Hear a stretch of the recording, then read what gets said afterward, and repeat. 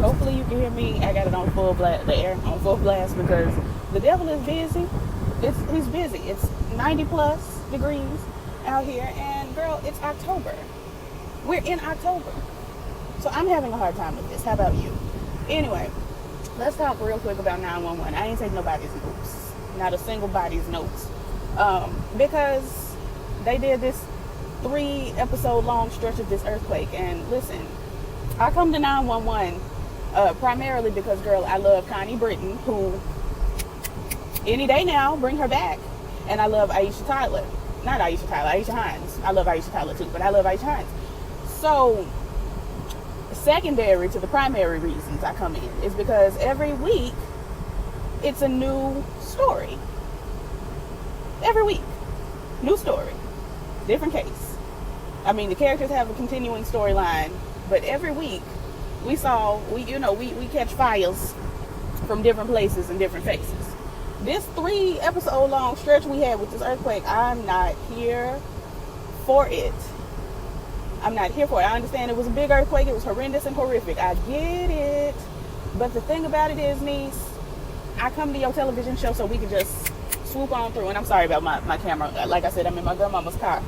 And she don't have a camera jack holster thing. I don't think the way I got it set up right now is it, though. I have my keys behind my phone to kind of prop it up. I should have went on. Anyway, so we're still dealing with this earthquake. That's the long story short. If you would have put your signal on, the girls would have known that they could go. The girls being me. Y'all know, if you watch the first, the season, this is just not it, girl. This is not it. Let me at least turn this down so that, girl, why?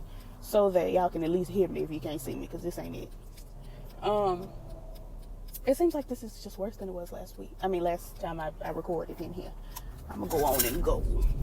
But yeah, see, look at this. This is not it, girl. Let me move my grandmama's pepper spray. Maybe this will hold the phone in place since there's nothing behind it. Okay. But yeah, if you watch the first, this season premiere and the 2-night premiere, we had a terrible earthquake, one of the most horrendous earthquakes ever in the face of Earth, Lord. The earth quaked, shook, rattled, and rolled, and everything just fell apart. So we dealing with that. Where we left off at the end of episode 2 last week was Henrietta was stuck under some debris. Buck and the new dude, who I don't remember his name right now, they was in there rescuing folks in a different part of the building that's tilted. That's pretty much all was going on. They couldn't, Athena Bernadine's family couldn't get her on the phone, so they're in there worrying. And that's pretty much what this whole episode was. I'm not really going to go into the details. Just Henrietta called her wife and gave, hey, probably going to die. Love you. You told me not to ever lie to you again, so here I am telling you, probably going to die. R.I.P. Have a good one. Just hanging up. Or she didn't even call her. She just left a voice message, a voice recording on her phone. But girl, the phone, she didn't have a case on the phone. I'm like, how you down here in this hurricane, in this earthquake, and you ain't got a case on you under this rubble? Like, girl, if it falls under and you crush, the phone's not gonna be any good. Like, I was watching like, I don't know if that's it. But anyway, this is not my angle. I'm sorry, y'all. I look like Thom Braxton from this angle, and I apologize. I'm so sorry I had to do this to you. But this is where we are today. I had to drive my grandmama's car because I'm running my grandmama's errands. And if I'm going to be you, I'm going to drive your luxury Mercedes-Benz. And that's just where we are. Anyway, so yeah, Henrietta down there, she's still looking for Katie or whatever the little white girl's name is that they let run off all by herself. They got trapped down at the bottom of the building. Apparently they were at the actual, like the bottom of the building, like the parking deck. And it was like, oh, that's unfortunate. That's not great, because if the building comes down, everything, when it all comes down, not falls down, but comes down, because it's coming down. It's already done half fell. So when it all comes down, I'm telling you all, it all comes down. Everybody down there gonna get smushed. That's what's gonna happen when it all. So in the meantime, you got Athena Bernadine out on these streets. She couldn't take just a moment of her time to call her family and say, I'm all right. Why Lion, I'm all right. Everything's all right. Like in The Wiz, when the lion was crying over Dorothy, Dorothy turned to Lion and said, Lion, I'm all right. Everything's all right. She couldn't be bothered to call her wife and kids and tell them, oh, I am a mess. She couldn't be bothered to tell them that she was living amongst the living and still working and doing her job. And I'm saying, like, but it was daytime last episode when you was threatening to arrest the little boy with the red hair. Now it's nighttime. You ain't had a moment where in the car you could call or text and say, I'm all right. Everything's all right. There was not a single solitary moment. All right, well, I guess. So the kids in there acting a fool. Athena Bernadine's son and daughter. The daughter, you can tell she's going through some things because she's starting to wear her hair straight. When the young people start to wear their hair straight all the time and it's not naturally straight, why is the train? Who invited the train to be on the tracks at this present time? Girl, we've got places to be, people to see. Let's get it on. Ah, baby. Let's get it on. Now, I know the lights are flashing sweetnesses, but you're just going to have to get on here and get off. Just swoop right on past the tracks. You ain't going to get run over today. Not today. God blocked it. All right, here we go. Girl, the ghetto. Anyway, it's a train yard right there. And, child, a mess. Where was I? Yeah, so the daughter, she's still going through some things. Last season she had done tried to, take her life and everything. And we told her, it's all right. Everything's all right. And so she back on the upswing, I guess, and ain't trying to, murder herself. But now she wearing her hair straight. So something's going on. Something's going on. Because little girls who have never really worn their hair straight for the majority, when they're wearing it straight now, they're wearing it straight for a boy or a girl to try to get attention. There's a reason why we're wearing our hair straight. Because at that age, it's not like, oh, I have to wear my hair straight because I work in, white corporate America and they don't understand the afro. That's not what that is. So I'm trying to say. And I know they're not going to explore it because white people are writing this show and they don't understand the cultural significances of our hair. Where are you going, sweetness? The light's red. It's red, girl. It is red. You're just going to be in the intersection right in front of the police station. What the, girl, the ghetto. Okay. I'm going to get on by you because you got a whole bunch of junk in the back of your trunk and I ain't trying to get hit. No. But yeah, they're not going to discuss the cultural significance of black girls and our hair. Or black boys. But anyway, the little boy, the son, Athena Bernadine Jr., he is upset because the daddy he acting like he don't really care nothing about the mama being out in these streets, not calling nobody and saying, I'm all right. So he done got bucked with his daddy. Why you care more about these books than you care about our mama? Because the daddy keep asking them to clean up. And it's like, the thing about it is, I don't know what kind of household anybody but me grew up in, to be completely honest. Me and my siblings, like, I understand these households, but other households I don't get. Because when my mama would have turned to me and said, okay, let's start cleaning up this wreckage, or my daddy even, I would have started picking up stuff and asking questions at the same time. They were sitting at the table watching the news and not doing what they were told. And see, that's where you lose me.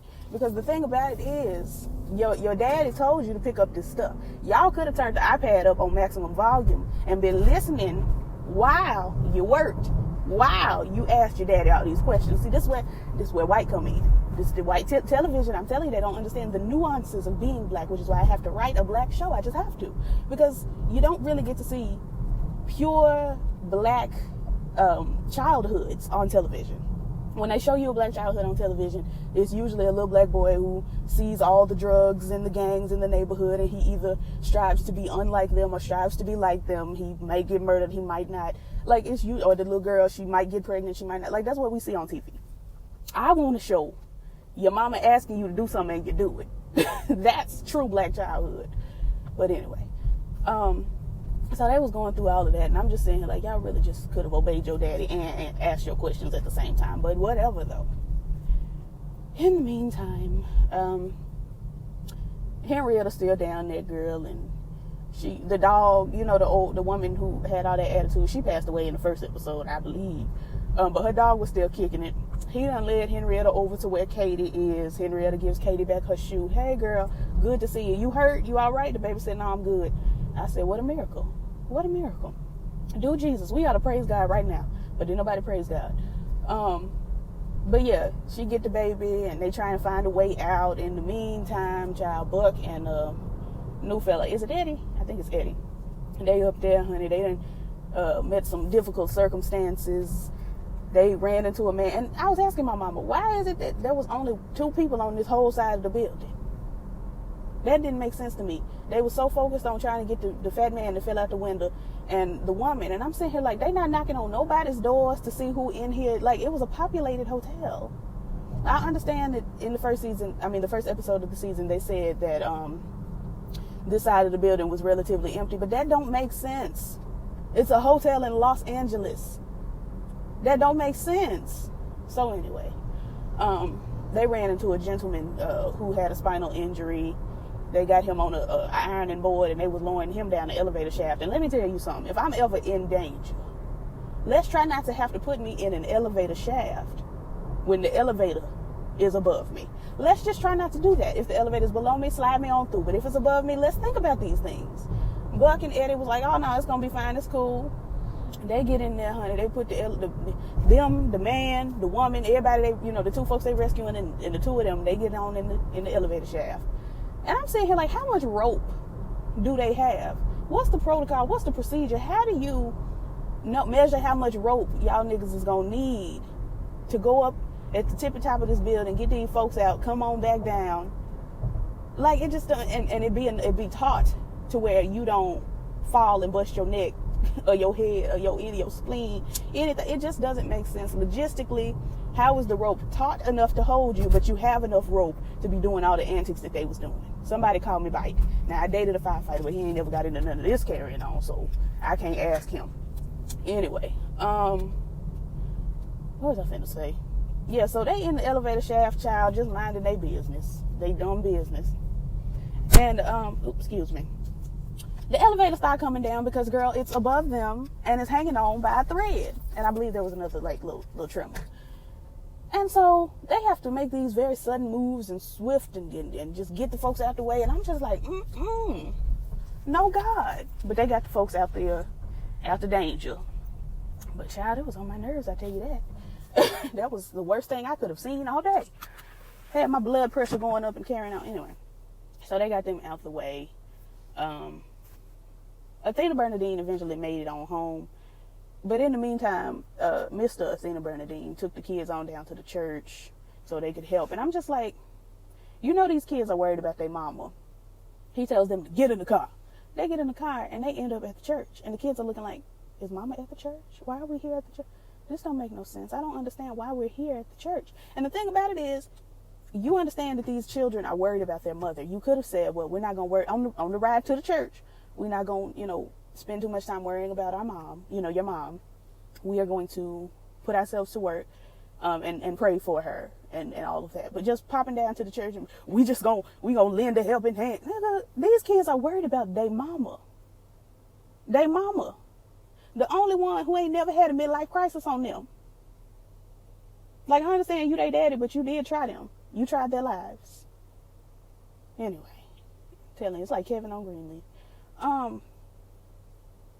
What else happened? Athena reunited with her family. I don't remember if I said that, but they hugged. Everything was good.